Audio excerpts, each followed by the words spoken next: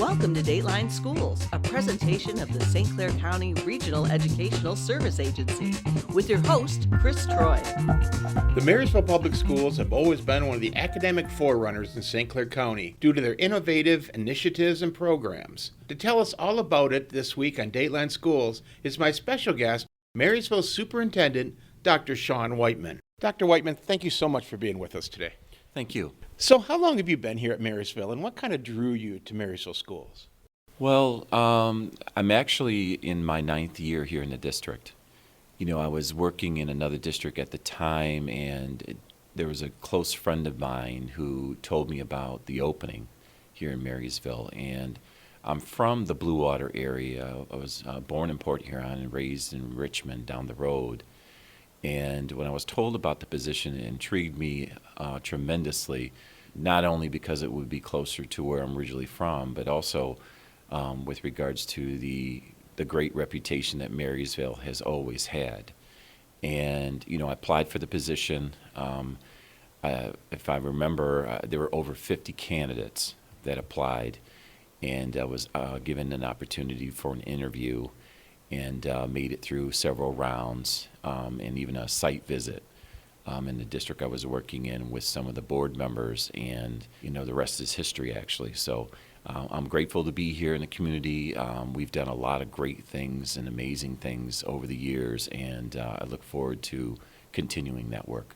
Tell us about the Marysville community. Growing up here myself, it really is a community school district. Always seemed like one cohesive unit. It is. One thing I'll tell you, the school district has been around for over 100 years, so it has a tremendous history. And the one thing I will tell you, the major centerpiece to this whole community is the schools. And, you know, the value that our families have and the education that we provide here, they hold it in high value. So when kids come to school here, there's expectations by family members because they've all gone to school in Marysville as well. And the expectation is that you'll come to school, you'll do your best.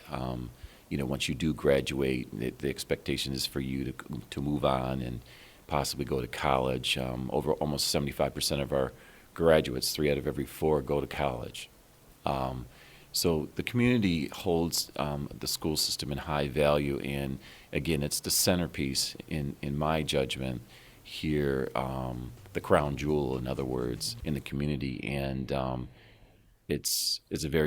everybody's very proud of it. I think it's interesting how you use the word centerpiece when really Marysville forefathers, whether they knew it or not, were bringing all the major roads right to the schools. Yeah, if you go down here on Boulevard and Michigan Avenue, you know, to me, and even considering also Gratiot Avenue, all of those are crossroads. And when you go to different schools in the area, you'll technically have to go off or drive off one of those roads to get into one of our buildings. So I agree. I don't know if that was done by design, but it seems as though it was potentially done by design so people can get to and from different areas of the community, getting their kids to the middle school and dropping them off at one of our elementary buildings and even into the high school. So again, you know, it does seem that way, looking at it and thinking about it, but it does make sense. Dr. Wightman, over the years that you've been here, you've had a number of initiatives. You've done some great things for the district, but you have this new initiative that just really started the first of this year. Can you tell me a little bit about that? Yeah, we this year, we talked as a district about what could we do to make sure that our students are ready by the end of 3rd grade to be able to read to learn. You know, as you know, when you're a kindergartner all the way up through 3rd grade, you're learning how to read. And, you know, there was a bill several years ago that was put into effect by the state legislature. It was a read by 3rd grade bill. And there's been some adjustments to that bill recently. But one of the goals is here in the state to have every kid reading at grade level by the time they finish 3rd grade. And here in Marysville, that's something we take very, very serious. Fortunately, with the work that we've done here in the district, not one student here in Marysville has had to be retained because they're not reading at grade level. And we're very, very proud of that. And this initiative that we're doing right now, reading 20 books in 20 weeks, was one thing that we thought might be something that would help our students achieve that or continue to achieve that, but also to give our kids an opportunity to read more books and to get more words exposed to them, because the research says that more books and more words that kids encounter when they read will develop their vocabulary more quickly and more readily, and it'll be more successful later on. So we put together a nice catalog through our literacy coaches in the district for kids to read over these 20 weeks. I think right now we're in week 15 of the initiative, and 15 books have been read, and we're very, very excited about it. The texts range from expository, informational text type stories or readings to just typical narrative stories that kids are familiar with, beginning, middle, and ends, with characters and so on. So it's been very, in my judgment, a successful initiative. We're looking forward to the end and conclusion of this coming up in June. We have certificates for all the students that complete it, and a special medal for each of them too. So we're excited. It's such a profound statement that up till third grade, you're learning to read. But when you hit third grade, you truly are reading to learn. So how do you kind of, I guess you would say, rate to when a student is ready to start reading to learn? Yeah, there's a number of things that we do. We give a number of different assessments. For example, our teachers put together portfolios to demonstrate the kids' abilities in terms of comprehending, the phonological awareness and phonics and fluency that goes along with being a proficient reader. You know, good readers, for example, read with cadence. They read with expression, and that's what we want from our students. And the other thing that we really believe here in Marysville Public Schools is reading is a gift. It's a lifelong gift that continues to give as you get older. And we really want our kids to enjoy the literacy experiences here in the district, and we're hopeful that what they experience here, they'll be able to carry on later on in life. Reading isn't just an individual thing either. It can be a real family event, can it? It is, and that's one of the reasons why we chose to put in place or to bring forth 20 books in 20 weeks. It's an opportunity for families also to engage at home with these books with their children, and they have discussions and dialogue about why do you think this particular character chose to do this, or do you think that the information in here is really worthy of looking into further and maybe possibly reading some other things on the particular topic. Let me give an example. One of the books that I shared in this particular third grade class before we started the initiative was a book about pipelines.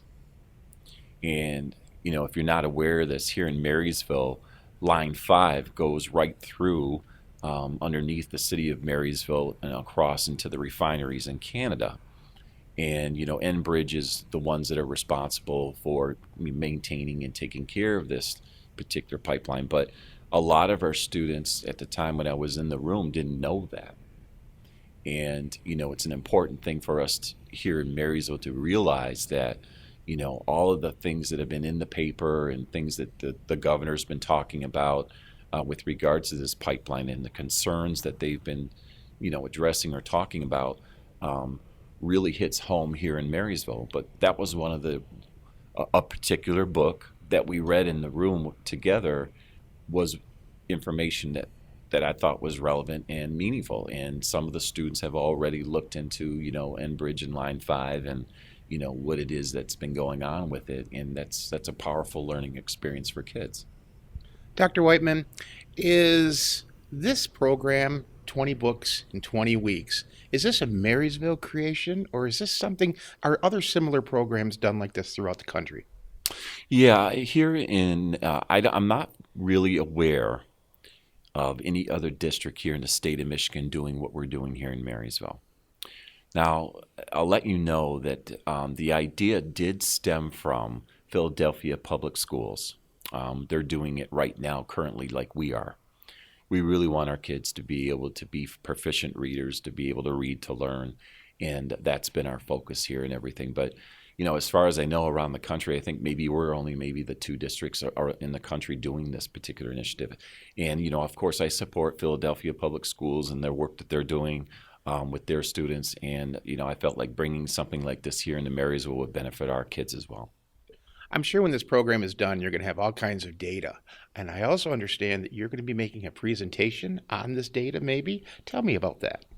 Yeah, in our board meeting coming up in June, we'll be sharing the data with regards to this, how many books were read, how many words were read.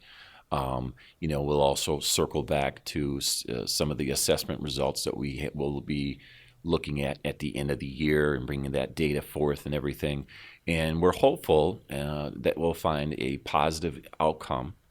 We'll just have to wait and see how that turns out. But that information will be rolled out with the school board. And then in the fall, when we get back, I have what's called a welcome back meeting with all of my staff here in the district in the morning. And we'll share that data information with everybody at that time too. So we're optimistic. We're looking forward to seeing what the results will share or show. And we'll have to just wait and see. Well, Dr. Wightman, Marysville is a wonderful place. Marysville Schools are a wonderful district. I want to thank you so much for taking time out of your busy schedule to sit here for Dateline Schools. For Dateline Schools, I'm Chris Troy. Dateline Schools is a presentation of St. Clair County RESA.